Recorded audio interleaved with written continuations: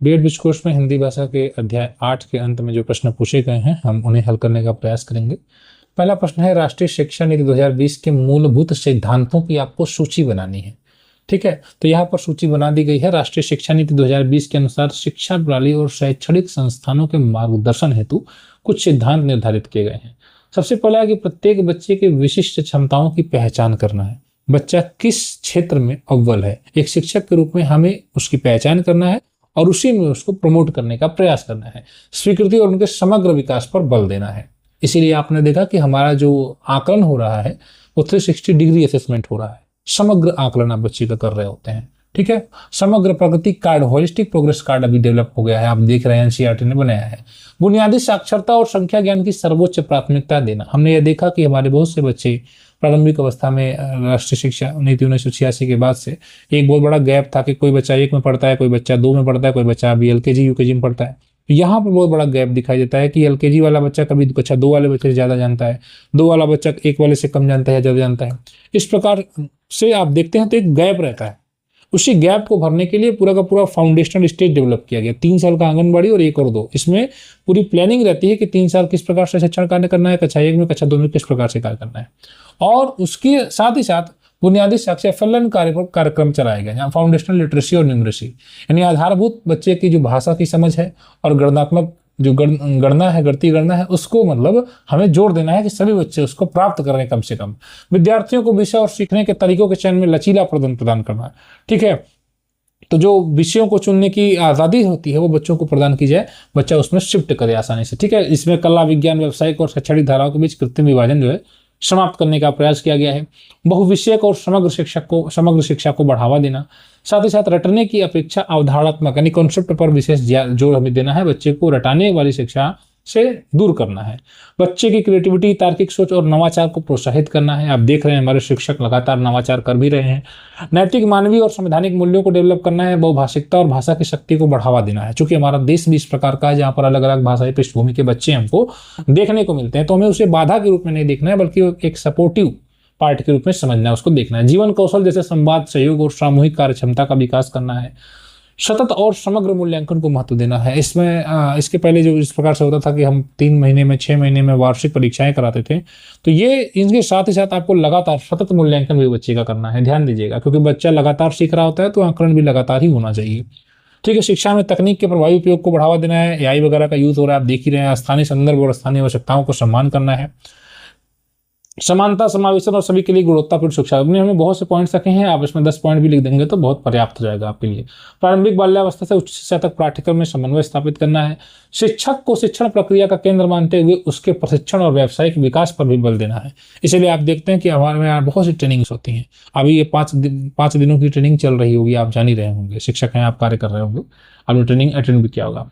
पारदर्शी, उत्तरदायी और प्रभावी नियामक व्यवस्था विकसित करना है। गुणवत्तापूर्ण शिक्षा हेतु अनुसंधान, नवाचार को प्रोत्साहित करना है। भारतीय संस्कृति, परंपरा और ज्ञान प्रणाली से प्रेरणा लेना है। ठीक है, शिक्षा को सार्वजनिक सेवा और प्रत्येक बच्चे का मौलिक अधिकार मानना है। वैसे है ही, इसमें कौन सी बड़ी बात है। सार्वजनिक शिक्षा प्रणाली में पर्याप्त निवेश और सामुदायिक सहभागिता को भी बढ़ावा, यानी समुदाय से भी हमें कनेक्ट होकर चलना है।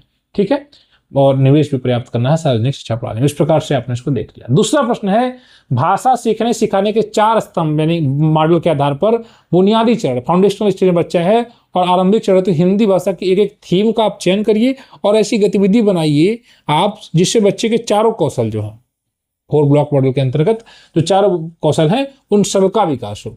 तो हमने यहाँ पर बना दिया है थीम, मेरा घर परिवार है। ठीक है, अब इसमें मौखिक भाषा का विकास किस प्रकार से होगा, आप जानते हैं 4 ब्लॉक मॉडल पर हमने आपसे पहले भी चर्चा की है, अलग अलग चैप्टर्स में हमने उसको पढ़ा भी है।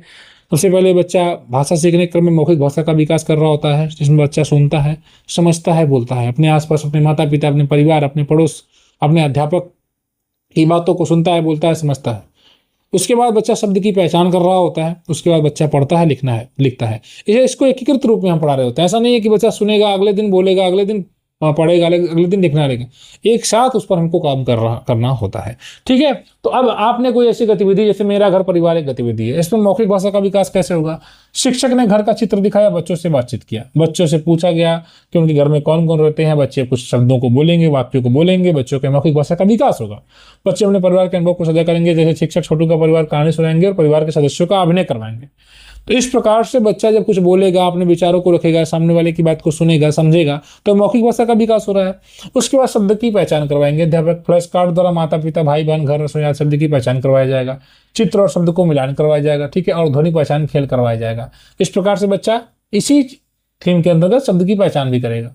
फिर छोटे छोटे घर, अब वाक्य है मेरा घर सुंदर है, पढ़ाए जाएंगे। चित्र सहित छोटी कहानी का सस्वर पाठन कराया जाएगा। अध्यापक बोल रहे हैं, बोलकर अध्यापक बच्चे उनको बोलकर सुन रहे हैं और बोल रहे हैं।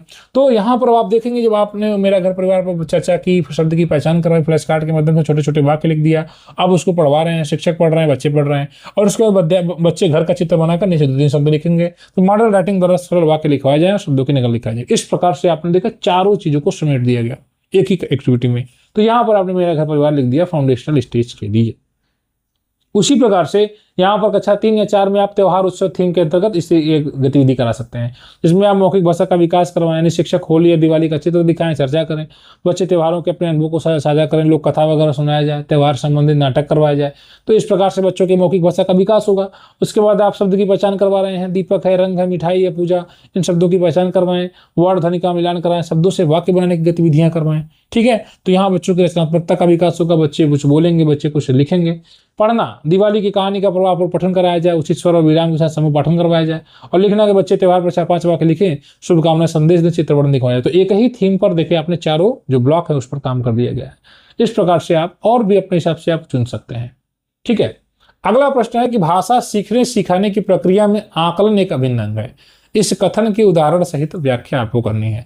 आप बच्चे को भाषा सिखा रहे हैं, आपके लिए बहुत आवश्यक है कि जिस बच्चे का आप सिखा रहे हैं उसका, जो भी बच्चा सतत सीख रहा है, तो उसका आकलन भी करें, ठीक है। आकलन करेंगे तभी ना आप मतलब एक प्रकार से अचीवमेंट को देख पाएंगे कि बच्चे को आपने जो कुछ पढ़ाया बच्चा उसको जान पाया नहीं जान पाया। जब आप ये जानेंगे कि हाँ बच्चा इसको समझ रहा है, तो उसी हिसाब से फिर आगे आप प्रोसीड करेंगे। आप बच्चे का आकलन ही नहीं कर पा रहे हैं, आपने जो कुछ पढ़ाया बच्चा उसको जाना कि नहीं जाना, अब आपको ये पता ही नहीं है, तो आगे जब आप पढ़ाएंगे तो उसका क्या पता कि वो पढ़ा रहा है, आप वो समझ में आ रहा है कि नहीं समझ में आ रहा है।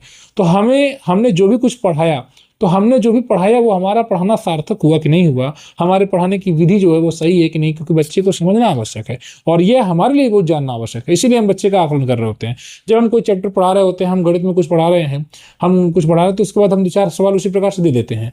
तो हम इसलिए देते हैं ताकि हम इसका आकलन करें कि हमने जो कुछ पढ़ाया बच्चे को समझ में आया कि नहीं आया। अगर नहीं आता तो हम फिर से पढ़ा रहे होते हैं।